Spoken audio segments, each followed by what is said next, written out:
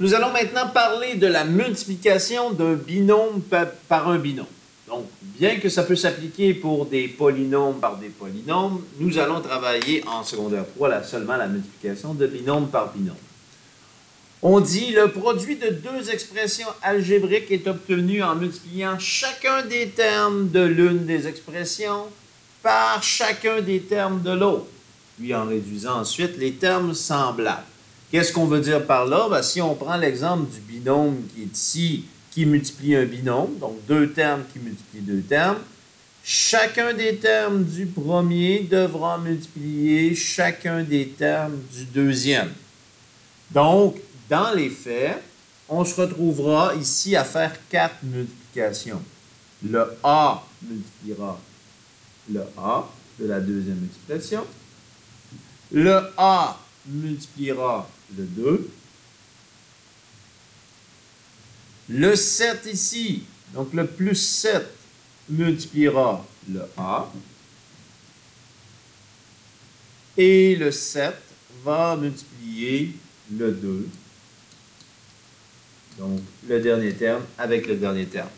Donc, un binôme fois un binôme, on se retrouve avec 4 multiplications dans lesquelles on peut utiliser la loi des exposants qu'on a vu précédemment. Donc, A fois A, j'ai A à la 1 fois A à la 1 sous-entendu, nous donne A à la 2. J'ai A fois 2, donc 2A. Généralement, on va mettre le coefficient en premier. 7 fois A, donc 7A. Et 7 fois 2, 14. Donc, on aura A2 plus 2A plus 7A plus 14.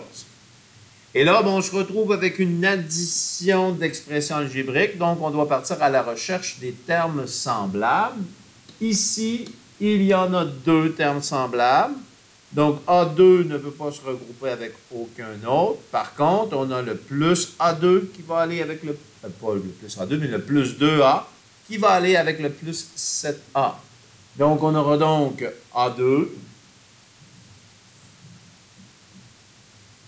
2A plus 7A, donc 2 plus 7, 9A.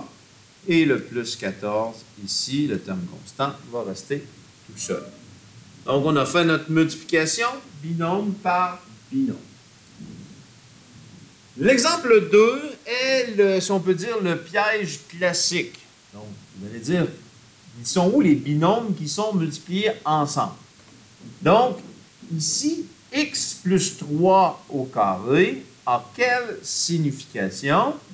Ben, la parenthèse au carré signifie que nous devrons multiplier ensemble x plus 3 par x plus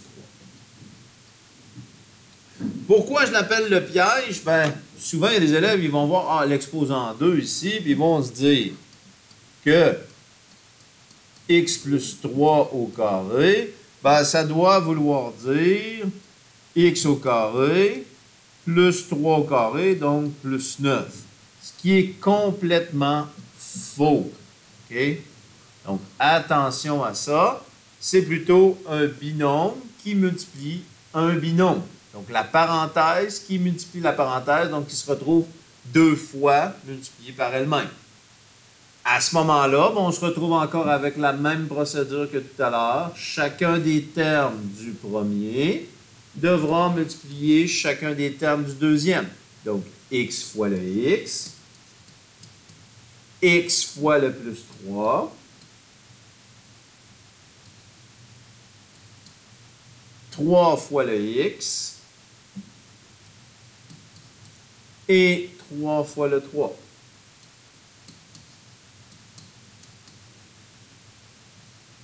À partir de ce moment-là, donc, x fois x, ce sera x au carré.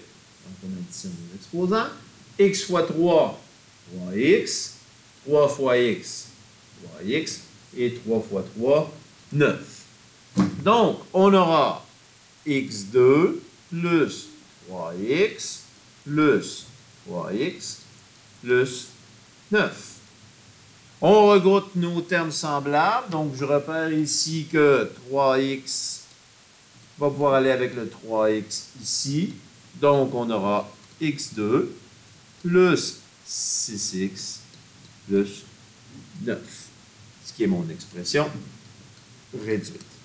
Donc, contrairement à ce qu'on pourrait penser, il y aura 3 termes dans notre expression finale.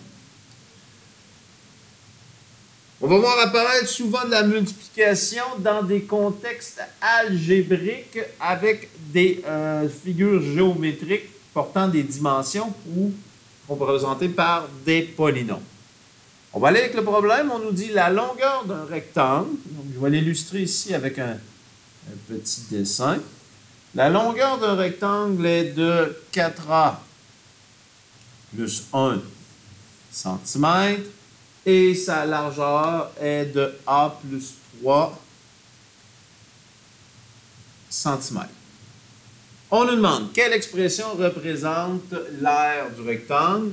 On veut ici, c'est sous-entendu, mais l'expression algébrique réduite qui représente l'aire du rectangle. Donc, lorsqu'on calcule l'aire d'un rectangle, il faut calculer la longueur de sa base qui multiplie la hauteur du rectangle. Donc, l'aire de sa base, l'aire, pas de sa base, mais l'aire du rectangle sera la mesure de sa base, donc 4A plus 1, qui va multiplier toute sa hauteur, donc A plus 3. Donc, on aura ici une multiplication binôme par binôme. Donc, le 4A va multiplier le A. Donc, 4A fois A, donc 4A carré. Donc, A à la 1, A à la 1 sous-entendu. Ensuite, le 4A va multiplier le plus 3, donc 4 fois 3, 12, A. Le plus 1 va multiplier le A, donc plus 1A. Et le plus 1 va multiplier le plus 3, donc plus 3. Je regroupe mes termes semblables. Donc, 4A2, 12A et 1A. Donc, ces deux termes-là ici sont semblables. 12A plus 1A, ce qui va faire 13A. Et le plus 3 va rester ici. Maintenant, concernant les unités, je vais encadrer mon polynôme ici de parenthèse.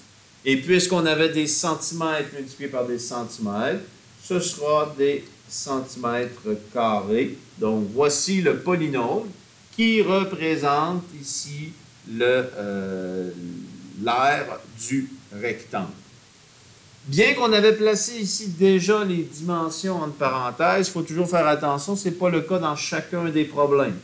Je vous recommande, lorsqu'on voit que c'est les dimensions d'un solide, de bien l'encadrer de parenthèses, parce que sinon, ici, ça peut nous amener une erreur. Si on fait seulement écrire 4A plus 1 multiplié par A plus 3 sans l'utilisation des parenthèses, on peut seulement penser que ce sont les deux termes ici qui sont multipliés ensemble.